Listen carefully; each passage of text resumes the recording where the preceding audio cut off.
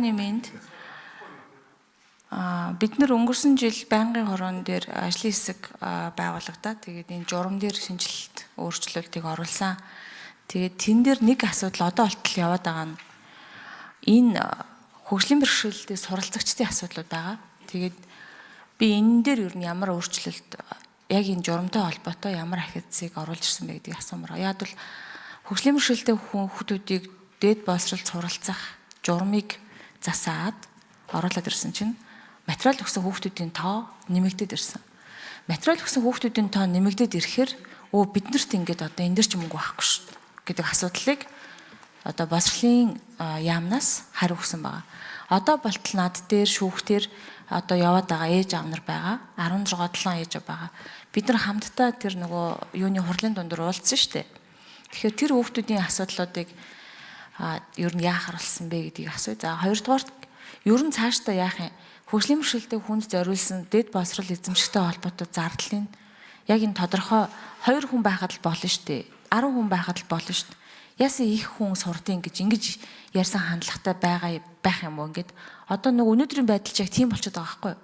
Журмын шинжилгээ доторх агуулгын жоохон сайжруулад хүүхдүүдийг за сураад ороод ирээ гэлтэл энэч болохгүй тэрч болохгүй гэдэг ингээд тэнцээгүй гэдэг асуудлаар ингээд юу яагаад хэлсэн гэсэн үг. Тэгэхээр одоо энэ жил 16 хүүхдэн дараа жил 30 хүүхд орж ирвэл яах юм цаашдаа?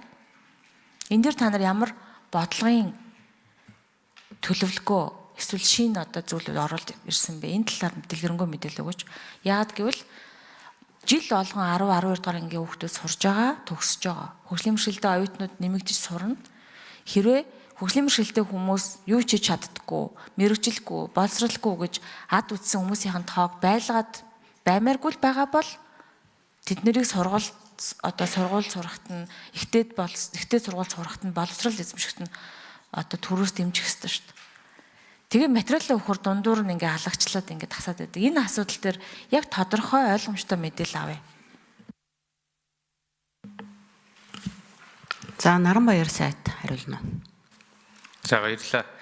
Тэгэхээр хөгжлийн бэрхшээлтэй иргэдийн суралцах эрхийг бүрэн дүүрэн хангах ёстой. Энэ зарчмынтай бол Саран чулуун гишүүнтэй яг ижил байр суурьтай байна.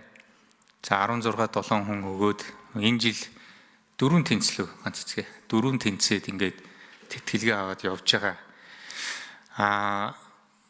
Үнэхээр энэ журам нь өөрөө жишээлбэл дээд боловсролд эзэмшихэд зориулсан дэмжлэг байхад зарим нэгэн тохиолдолд жишээлбэл тогоочийн мэрэгжил эзэмшихээр австрал суранч гэдэг юм уу. Тэгээ тэр нь дээд боловсрол биш. Энэ журам нь өөрөө дээд боловсрол эзэмшихийг зориулсан юм журам байхад тэрнгээр бол их одоо шатны байгууллагад эрхээ хангуулахаар хандсан эцэг их бол бий. Гэхдээ журам өөрөө дээд боловсрол учраас бидний хувьд бол энийг хангахад хэцүү бэрх учраас Австралийн элчин сайдын яамд хамдаж дэмжлэг үзүүлэхээс хүссэн ийм зүйлүүд байгаа. Цаашдаа биш энэ хөгжлийн бэрхшээлтэй иргэдийн хувьд бид энэ журамдаа бас хөнгөлөлттэй заалтууд нэлээд оруулсан ийм байгаа. Гэхдээ зарим нэгэн шаардлага дүнгийн голч идэр гэсэн ийм шаардлагаас болж хасагдсан ийм харамсалтай тохиолдол гарсан. Энэ зүйлүүд дээр бас нарийн ийм мэдээллүүд байгаа учраас энэ тал дээр танд тусгаалan бид бас хариугаа өгөхөд бэлэн байна. Ягаад гэвэл энэ дээр нөгөө хувь хүний өөрсдийн одоо мэдээллийн асуудал байгаа учраас энийг танд одоо бичлэн болон бичгээр өгөхөд бэлэн байна.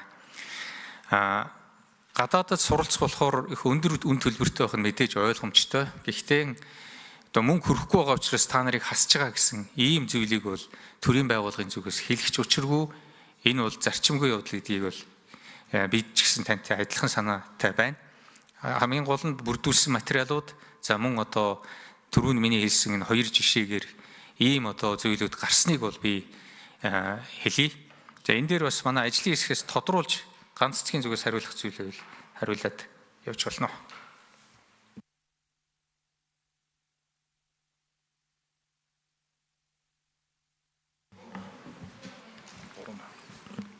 За Зүлбахар гишүүн асуултаа асууна.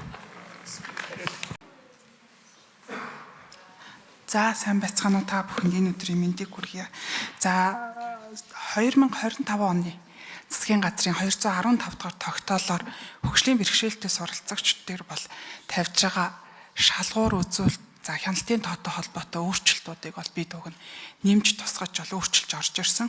За гол шалгуурууд бол бид нэр хяналтын тоог нь тогтоохгүйгээр за ер нь бол журмын шалгуур хангасан суралцагчдад бол хөгжлийн бэрхшээлтэй суралцагчдад буцалтгүй тусламж дэмжлэгийг олгох ийм зохицуултуудыг бол тусгаж орж ирсэн байгаа. За саяны 2025 оны хөгжлийн бэрхшээлтэй суралцагчдын буцалтгүй тусламжид хамрагдах хүсэлтэд бол нийтдээ 17 материал ирсэн. За үүнээс бол 4 суралцагчийн материал бол журмын шалгуурыг хангаж байсан учраас бид бол нэмэлт материалуудыг материалуудтай бид нэр танилцаад за 4 суралцагч дээр бол санхүүжилтийг суралцах шийдвэрийг бол баталгаажуулж гаргасан. За